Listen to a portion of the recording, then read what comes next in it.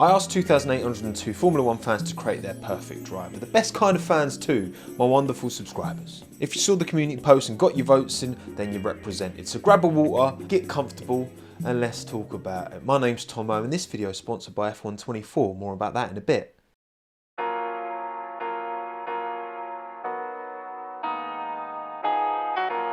Well, the first job is to define the individual components that come together to create a complete driver. In F124, there's 5: experience, racecraft, awareness, pace, and new for this year, focus. And I added another 8, from sponsor backing to bravery, personality to engineering, prowess. These 13 traits, I believe, come together to define what it means to be a modern Formula 1 driver.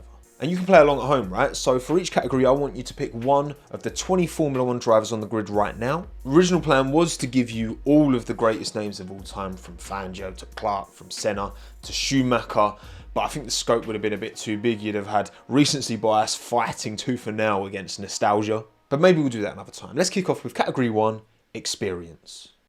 This driver has a wealth of experience across many years, many situations, many teams, and many types of car. And in F124, the higher your driver's experience stat, the more R&D points they will accrue in practice sessions. The entire meaningful vote was split between just 3 drivers. Okay, Nico Hülkenberg scraped 2% of the vote. The 36-year-old made his debut 14 years ago in 2010 at Williams. He's driven for a host of teams. He's also driven and won at Le Mans. Nico's come back and proved that his pace has not gone anywhere. 8% of the vote went to Lewis Hamilton. He debuted 3 years before Nico Hülkenberg. He's 3 years older than Nico Hülkenberg as well. Of course, 2007, who can forget that year? Now, he has only raced for 2 teams, McLaren and Mercedes, soon Ferrari, of course. But in that 17 years, he's not missed a season. He's barely missed a race. But unsurprisingly, the winner with 87% of the vote is Fernando Alonso. The most starts of any driver in F1 history. He's taken time out of F1, he's done a bit of IndyCar, he's done and won in Le Mans.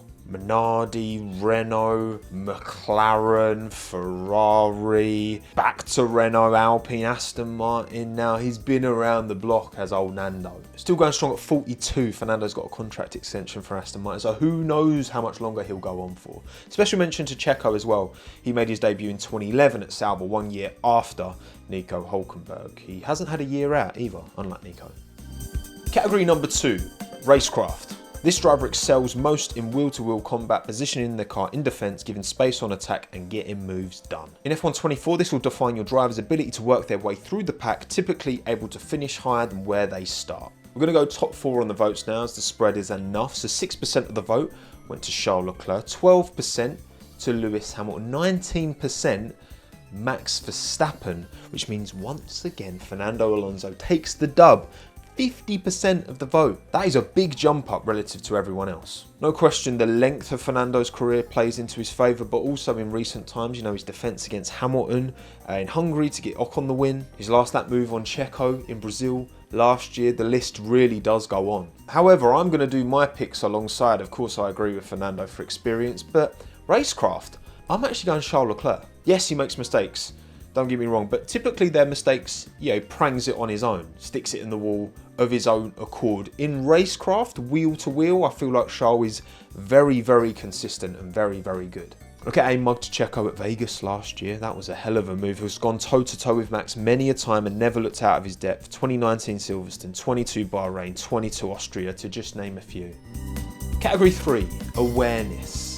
This driver is always one step ahead, be that proactively adjusting to avoid getting caught up in accidents or strategically managing how they drive against certain competitors. In F124, the higher your awareness stat, the less likely your driver ends up having to explain themselves to the stewards after each session. Top 4, so 13% of the vote in P4, Max Verstappen. Quite surprised by that actually. 14% Lewis Hamilton, just about snuck ahead of Max. 17% Carlos Sainz, not overly surprised by that. And once again, 3 in 3, Fernando Alonso takes the dub, 41% of the vote. Fernando's ability to pull off moves that you don't even see coming. What was it last year at Bahrain when he did that?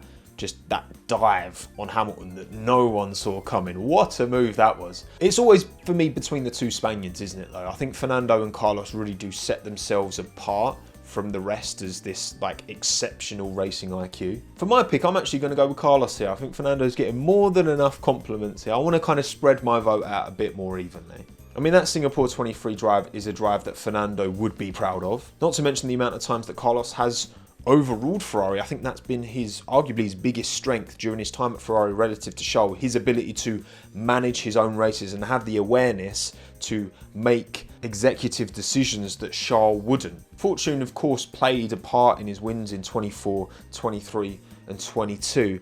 But those don't happen by accident either. And I think Carlos, the way he carries himself in the car, played a big part. Category 4, pace. This driver is unreal over a lap. 1 lap pace is a measure of the absolute ceiling of performance they're able to drag out of a car, especially in qualifying. No need to really explain how this mechanic works in F1 24. The higher a driver's pace, the higher their ceiling of potential 1 lap performance is. Most of the vote was split between two, but in P4 and P3, with 2% and 4% of the vote respectively, were Lewis Hamilton and Nico Hülkenberg. I respect that. Prop Nico. Always been unreal over a lap. Do you see what he did in Silverstone in 2020? Come on, that was a joke. So the vast majority of the vote split between two, with 23% of the vote.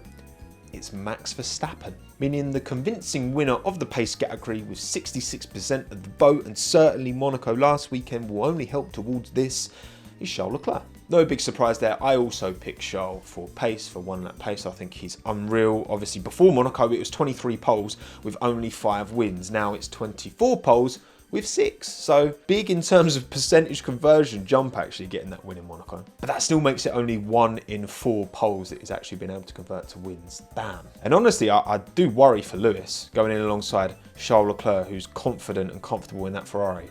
It's going to be a big challenge over a lap for him.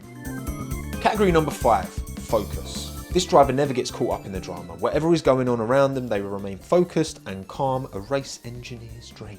Now, focus is brand new for F1 24. So say you want to send your driver off to press and partner events to keep the social media and sponsors happy. That will take away your driver's focus from the weekend, right? It's a fine balance with these things. Now, you lot threw a bunch of names out there. So in 4th place with 7% of the vote, Valtteri Bottas. Very calm head. Very, very calm head. When did Valtteri ever get mad on the radio? It's not really a thing. Even back in the Mercedes days when he was getting shafted by James Vowles. Valtteri, it's James. 8% Fernando Alonso, 23% Max Verstappen. But the winner with 35% of the vote, Oscar Piastri. And yes, in terms of mindset, in terms of application, Oscar is chill. He is relaxed. He is a calm customer. Whatever's going on. A bit sarky on the radio. And I really like that, actually. It's not like aggressive sarcastic. He's good crack, Oscar. I like it. He's a worthy winner, but not my winner. I've actually gone for a driver who wasn't even in your top 4. He only actually got 2.4% of your vote. My pick for focus is actually Daniel Ricciardo. Now, he may be struggling as of late. Yuki is consistently getting the better of Daniel. But one thing you can say about Ricciardo is that on the radio, he is zen. He's very much a, right, understood, get on with it kind of guy. Right, copy, I hear you, let's go. As much as we see kind of variation in performance levels from Daniel, in terms of the way he seems to apply himself when he's in the car and focused and in the zone and in that honey badger mode, that's very consistent, I feel like, over the course of his entire career. Obviously, Oscar's a great shout for this, don't get me wrong, but Daniel's been around for a lot longer, and I feel like he's always just been very, very measured and focused when he's in the car. But in that mad, with 5 categories deep, and Max Verstappen hasn't won a single one for you or for me. I mean, look at him, he's fuming. And you can tell thanks to F1 24's all new face scans for this year's game, improved iron skin shaders with full hair rendering. Beautiful. Be one of the 20 with a refreshed driver career mode allowing you to race as yourself, one of the 2024 grid, or take a big throwback and race as some of the sport's most iconic past names. Stick Mansell in a Mercedes, Button in a Haas, or Senna in a Sauber. There are no rules. EA Sports F1 24 is available now in both Standard and Champions Edition on all next-gen consoles and, of course, PC. I'll see you on, I'm PS5, but the crossplay is a thing actually, so I'll see you on there. Category number 6, tyre management. This driver always seems more than able than most to extract consistent long-term pace from their Pirellis. It's no good being rapid over a lap if you're always burning through your rubber. Now P4 from you lot, with 9% of the vote, Alex Albon. Come on. That Australia 22 stint banked nicely. Did a great job in Canada keeping his tyres alive with consistent pressure too last year. Well done you lot, good shout, I'm proud of you. Top 3 are super close though. 21, 22 and 23% of the vote. In third, it's Lewis. Second, Checo. And the winner, finally, Max Verstappen. Well done, Max, finally. Max is really exceptional at keeping his tyres alive. I think that's part of the reason why he's able to just open up these massive gaps to Checo. It's not just about extracting one lap pace. I mean, you look at the consistency of some of his laps and just how he's able to always keep it in a window, a working window. Maybe that is helped by him qualifying up the front so often and running in clean air, because of course dirty air does affect tyre life, but you know, over recent times and just generally, I think that is a real strength of Max's. Now for me, it was honestly between Max and Lewis. Tyre preservation is something that maybe Lewis hasn't been given as much credit as I believe he should be over the course of his entire career. You know, his ability to keep, whether they're Pirellis or Bridgestones or whatever, keep them alive, keep them in a working window. I'm going to give it to Lewis. I mean, Silverstone 2020 won the race on 3 wheels. Done. Category number 7, Bravery. This driver will go for those moves, especially when there's a lot to lose. Side by side into 130R, no problem. A nose in at Radeon, happy days. They drive with no fear. Right, 6% of the vote, Charles Leclerc. Accurate. Too brave sometimes. 14% of the vote, Kevin Magnussen. This is very... to be fair, Kevin's always had a bit of a reputation for being very aggressive and brave, but certainly over recent times that has come to the fore, hasn't it? P2, 23% of the vote, Fernando Alonso, meaning 31% of the vote, and the winner is Max Verstappen. Max certainly pulls no punches, does he? And on track, yeah, I mean, he drives with no fear. But again, he's not my pick. I'm going to go for someone else. I'm going to go for Yuki Tsunoda. I feel like Yuki's mindset, his approach, his wheel-to-wheel racing. We saw him scrapping with Hamilton in Miami. So close. It's like there on the walls. He's brave, but he's not stupid with it. Like K-Mag can be, like Ocon was in Monaco, let's be real. I mean, no one remembers Abu Dhabi 21 for Yuki's absolute send from downtown on Valtteri Bottas. What a move that was. Look at his overtake around the outside of Kevin at Suzuka this year. And all, that is a man with confidence and bravery behind the wheel. Yuki Tsunoda, you're my pick. Category 8, the Dark Arts. This driver knows the rulebook like the back of their hand. If there's any advantage to gain, they'll gain it. They're a steward's worst nightmare. Let's wrap through this one quite quickly, because you can imagine who gets voted for this one. Lewis came 4th with 6% of the vote. K-Mag 7% of the vote. Max got 10% of the vote. That's obviously 21. 67% of the vote. I'm surprised it wasn't more, actually. Fernando Alonso takes the dub on this one. And I agree. He would be a fantastic steward, because he would suss all the drivers out who try and get cheeky with it. I hope when his time eventually comes, when he's like 84, he'll be a steward. Category 9, reliability. This driver just does not shunt. One chassis, no drama. This driver will keep it clean and brings the car home every time. Lots of names suggested here actually, so no massive numbers in the votes. But P4, with 9% of the vote, Valtteri Bottas. Fair shout. He gets very unlucky though, which you can't hold against him. There's something about it that Bottas just always seems to be on the receiving end of a shocking pit stop, or just some random strategy that Sauber just cooked up on the back of a napkin. Anyway, P3, Fernando Alonso, 12% of the vote. He's never had a crashy reputation over his long career, and neither has P2, Lewis Hamilton, 17% of the vote. Obviously, many years where he's been up at front, and you're much less likely to get caught up in incidents, but typically Lewis is pretty good at keeping it clean. Unless your name's Alex Albon. Here as he turns in. Oh, and Lewis Harris goes the long way round on Perez. No, not again. No. But in P1, it's Max Verstappen, which is funny considering the slander name that he used to have of Crashtappen back in the day, right? He used to get caught up in a lot of incidents, did Max, but he worked on it. He's in a car now, which is placed differently relative to the field where that Red Bull was at the start. Overall, he's put that slander to bed. When there were mistakes like Singapore, you know, poor setup, when the car broke in Australia earlier this year, it's not Max making these mistakes. He's hit the bollard in Miami. That's about it. And I agree. This is actually the first one I've given to Max. It's taken 9 categories, but we got there in the end. But don't worry, Max fans, this won't be his last. Category 10, consistency. This driver will do lap after lap within a fraction of a second. If that's what the stint demands, they have the consistency of ability to make it happen. Pretty one-sided, this one. So P4 Carlos Sainz got 5%, then Fernando Alonso 6%, Lewis Hamilton 9%, and then with a whacking 70% of the vote, 7-0, Max Verstappen. I couldn't agree more.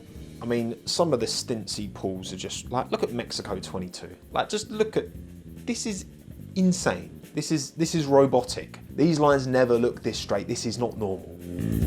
Category 11, engineering. It's all well and good having natural talent behind the wheel, but extracting that in a Formula 1 car is a much more complicated endeavour. This driver knows exactly what they want from the car, and they get their setups dialed in, and their car's overall performance typically improves during their time at the team. There were 4 drivers who set themselves apart in the vote. So P4, Carlos Sainz, 13%. Lewis Hamilton, 17%. Don't take it for granted, all those years of consistent winning, right? Yes, they had a fantastic car, but Lewis is the human being behind it, and without a good setup, without consistently locking that in, he wouldn't have made that period of time feel as dominated as it was. Just eking out Lewis with 18%, Fernando Alonso, winner, 36%, Max again. We've seen how his relationship with GP has grown over the years. We've seen how he's been able to extract a level of performance in that car that Checo, Gasly, Albon just can't hang with. Now I've picked Max as well. I think even his sim racing stuff, I feel like those endeavours